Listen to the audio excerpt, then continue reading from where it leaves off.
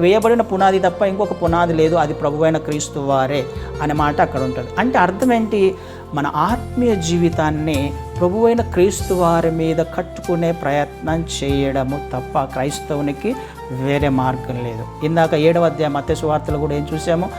నా మాట చొప్పున చేసేవాడు, నా మాట విని నా మాట చొప్పున చేసేవాడు బండ మీద కట్టబడినట్టుగా ఉంటుంది వాడి ఇల్లు కదా. మాట విని దాని చొప్పున చేయడం, వాక్యాన్ని తెలుసుకున్నాము, ఫౌండేషన్ వేసుకునే ప్రయత్నం చేస్తున్నాము, అయితే దాని చొప్పున జీవించే ప్రయత్నము ఖచ్చితంగా చేయాలి. ఇంకొక రెండో వ్యక్తి ఉన్నాడు. ఏం చేస్తున్నాడు ఆ వ్యక్తి? నా మాట వింటున్నాడు, నా మాట విని వాటి చొప్పున చేయనివాడు.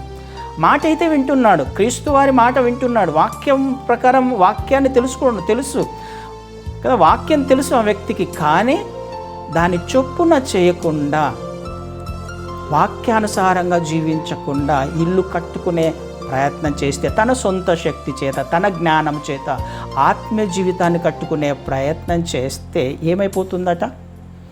ఆ ఇల్లు కూలిపోతుంది. ఆ ఇల్లు కూలిపోయే అవకాశం ఉంది. కాబట్టి చేయాల్సిన పని ఏంటి?